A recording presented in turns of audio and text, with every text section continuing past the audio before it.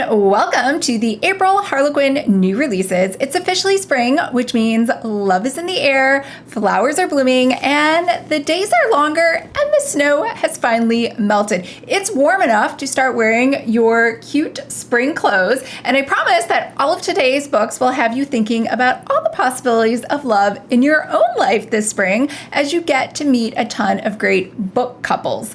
I said couples. I know I always emphasize like great book boyfriends, but I feel like all of the pair ups this month, like that we're going to talk about, were made like for each other. Like they're perfect, and it's going to make you think you should go out there and find your perfect match as well. Hi everyone, I'm Lisa from Lisa Latte Books, and you are watching the Harlequin Books channel, where we talk all about romance books. Now, if you grew up in the 80s like I did watching Dallas, then you're going to love our first book, which is A Fortune with Benefits by Jennifer Wilck, in which we get to meet Shane Fortune. And yes, this is the Fortune family, and they're totally loaded just like J.R. Ewing's family from Dallas.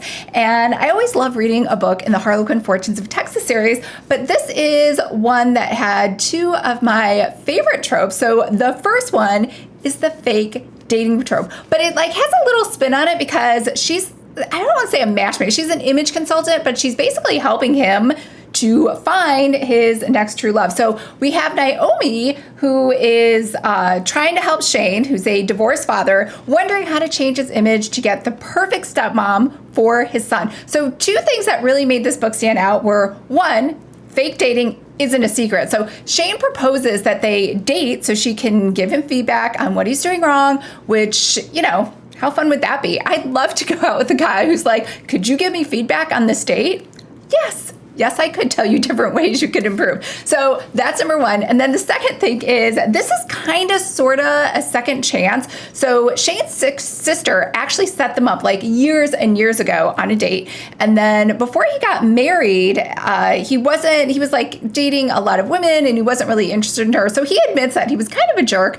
But the only thing Naomi remembers from that date is that Shane said he wanted a big family. And for whatever reason, Naomi can't have kids. And her current boyfriend just dumped her like a couple months ago because he wants to have kids and he found another woman. So this is a huge sore point for Naomi. Even though she's super attracted to Shane, she's worried that this is going to be a deal breaker for him as they start getting, you know, more romantic and attracted to each other, because it's the reason that her ex dumped her. So now in the background of this story is the mystery baby that was left on Fortune's doorstep. So that was like in the new release that came out in March. And this book picks up kind of a little bit where it left off, because all of the Fortune men had their DNA tested to see if they were the baby daddy. Like maybe that's why the baby was left there. So in this book, you get to find out the results of the DNA test. I'm not going to spoil it for you because it's really fun. So you're going to have to read this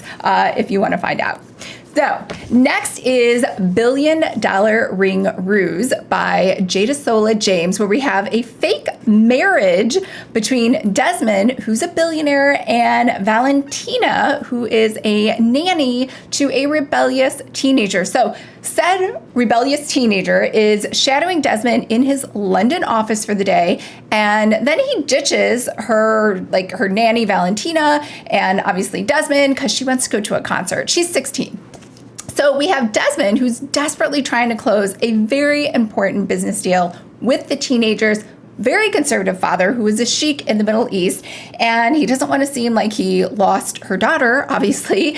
And Valentina now needs Desmond's help to track down the teen. So they're like running all around London, and of course they're like hanging out and flirting and dating. So the only thing that's happening really while they're like trying to chase down this teen is that both of them have sex on the brain. So once the teenager posts on social media that she's tired and she's going back to her hotel room in London, they're like, oh, she's safe. So Valentina invites Desmond to do the same with her up in her hotel room. Now, obviously, They have amazing sex. But the next morning, the teen is forced to go over to her nanny's room to apologize for ditching her the night before.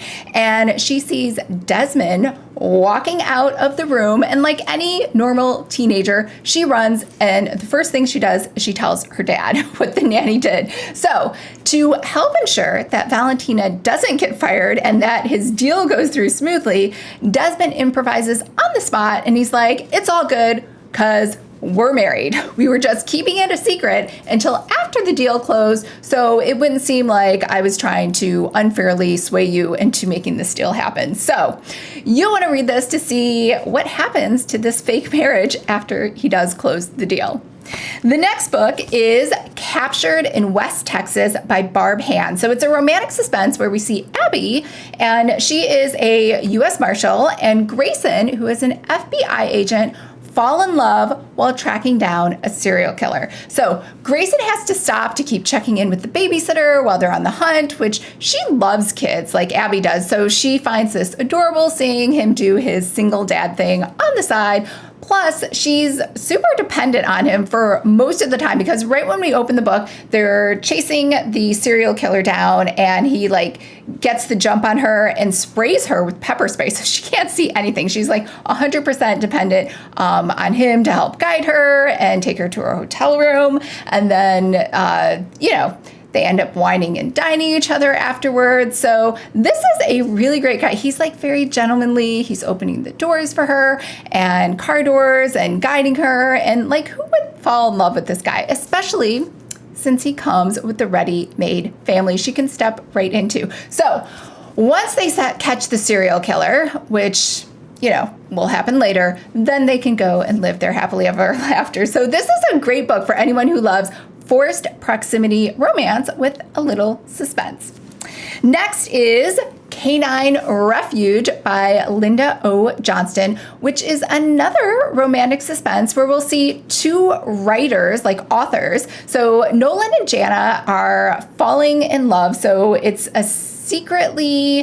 a bookish romance. So he's a famous mystery writer and she's an aspiring one. So she has no critique partners or no one to help out. But luckily, Nolan is now trapped with her at the animal shelter she works at with no internet, no phone, and nothing to do but take care of rescue dogs and read her manuscript and give her feedback. So it's the best captive audience reader you could ask for as an author. So someone is trying to kill Nolan, which is why he's hiding out at the animal shelter under a fake name there. And while there, he falls in love with Jana, who has been fangirling him forever. So this is like a dream come true for her. So if you love dogs and seeing mystery writers fall in love while under duress of their own mystery, the mystery of who's trying to kill Nolan, then this book is for you. Next is A Blessing in Disguise by Ciara Knight. So poor Hudson returns home for the first time in 15 years to visit his sick grandmother. But he's too late. She's already dead, and her house is right now being occupied and lived in by the girl that he grew up with, and also kind of like the girl that got away. It's Juniper and her daughter. So Juniper was a homeless single mom. So Hudson's grandmother invited her, obviously, to live with her. And in her will, she left the house to both Juniper and husband, but because the grandmother is a great matchmaker, she puts a clause in the will stipulating that they both have to stay there to restore the farm so they can start a horse therapy business for children. Now, Juniper naturally keeps the entire house and she sticks Hudson in the barn, but don't worry, they're both very religious, so they want to do what's proper and right. And while Hudson isn't too keen on this whole setup, since he has a very lucrative business life elsewhere, he does still want to see Juniper be happy and be secure. And also he sees her as, possibly someone he could get back together with. So he also totally loves her daughter and saves her from almost drowning in a pond outside. And then they kind of bond over, he makes her pancakes. He takes them out for ice cream. They go to the playground. So this is a sweet, slow, romantic courtship as they work on restoring the farm together. Plus, if you like seeing couples resolve their issues with Bible scriptures and conversations with God, then this is the perfect romance book for you. And last, we have my favorite, Amish Country Killer by Mary Alford. Now, I can't help it. I just love Amish romances, and throw a mystery in there, and I am blocking out my whole schedule to read it. So don't let the Amish theme fool you. This is like non-stop, fast-paced, like action, suspense romance. So we have Diana, who left the Amish community, and she's now the chief of police. And then we have Micah, who is a state detective working with her to find a serial killer that's targeting Amish women, specifically, I think, when they go on Rumspringa. So they're both personally invested because Diana's mom actually disappeared like years ago. So I guess she wasn't on Rumspringa, but right now the serial killer is focusing on Rumspringa women. And Micah's fiance disappeared a couple decades ago too. So they believe it's the same serial killer that's come back and the one that they're chasing. So they just don't want to let that serial killer get away a second time. So right away on page 1, Diana and her cute canine dog are attacked, and they have to get bandaged up by the ambulance. And then right after that, Diana and Micah are like on the trail of the killer, and they get run off the road. So that's like page 2. All right, maybe I'm exaggerating. It wasn't page 2. It was like very soon. That's why I'm telling you, it's like really fast. Like this book will keep you totally engaged. So there's no words on like boring filler in this book. You have to pay attention. So it's go time as soon as you pick it up. And yes, Diana and Micah still find time to start falling in love with each other. So this is like a masterpiece of a book of everything I love. It's a good Amish mystery. It has faith-filled romance between 2 cops and a super protective and cute police dog to follow them around. So it's like everything I could ever want in a book. And yes, Micah loves her police dog, making him the perfect man for her. And this is why this is the perfect couple and the perfect book. So you just have to read it. All right, that's a wrap on some really great new releases from Harlequin that are coming out in April. Now, there are many more books than just the ones I showcased today, so make sure to check all of them out at harlequin.com. All right, happy reading, and remember, if you like hearing about romance books, that's all we talk about on this channel, so make sure to hit the subscribe button below, and we'll see you very soon.